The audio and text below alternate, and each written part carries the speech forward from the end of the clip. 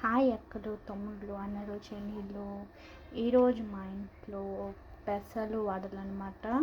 అందుకని పెసలని 670 గ్రామ్స్ తీసుకున్నాను. ఇవి అరకిలో పైన ఉంటాయి. ఇవి బాగా మంచిగా 3 times లేదా 4 times వాష్ చేసుకొని ఒక 5 hours లేదా 3 hours పాటు బాగా నానబెట్టుకోవాలి. ఇలా వస్తాయి. ఇలా వచ్చిన తర్వాత మనము మిక్సీకి వేసేసుకోవాలి. చూడండి, మిక్సీకి వేస్తున్నాను నేను జస్ట్ ఇప్పుడే, అందుకని వీడియో తీస్తున్నాను అనమాట. మీకు కూడా చూపిద్దాము అందుకని ఎలా ఆపరేషన్ చేస్తాను అనేది. ఇవన్నీ అసలు చూడండి, ఇంతలాగా బాగా ఇలా నానాలన్నమాట. ఓకేనా, మిక్సీకి వేసి చూపిస్తా.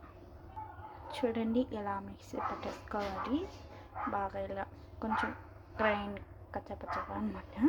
మనకి మినపగుడలు ఎలా వేసుకుంటామో అలా వేసుకోవాలి ఇది. ఓకేనా, ఇంకా చాలా ఉంది, ఇవన్నీ వేయాలి నేను మిక్సీకి. దీంట్లోని కొంచెం అల్లం, కొంచెం పచ్చిమిర్చి ఓకేనా వేసుకొని లాస్ట్లో గ్రైండ్ చేసుకుంటున్నాను. ఇది మూడోసారి వేస్తున్న పప్పు మిక్సీ అనమాట. దాంట్లో నేను వేసుకున్నాను మిక్సీలో. ఓకే,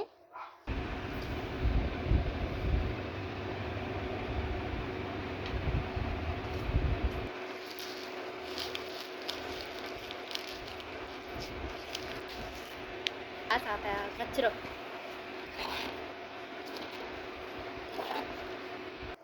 ఆనియన్స్, కొత్తిమీర. ఇప్పుడు మనం ఆనియన్స్ వేసేసుకున్నాము. ఓకేనా, ఆనియన్స్, కొత్తిమీర రెండు వేసేసుకున్నాము.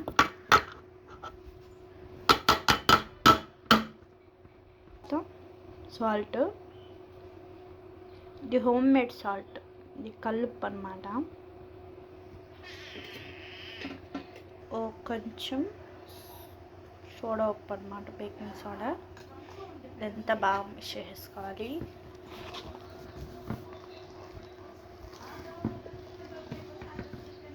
స్టవ్ వెలిగించుకొని కడాయి పెట్టేసుకొని ఆయిల్ పోసేసుకోవాలి. చూడండి, ఆయిల్ పోసేసుకోవాలి. ఈ ఆయిల్ హీట్ ఎక్కిన తర్వాత మనం డీప్ ఫ్రైకి సరిపడా బాగా వేగాలన్నమాట. ఇవి బాగా ఆయిల్ హీట్ ఎక్కిందో చెక్ చేద్దాం. ఇప్పుడు మనము కొంచెం ఇలా తీసుకొని ఇలా వేద్దాం.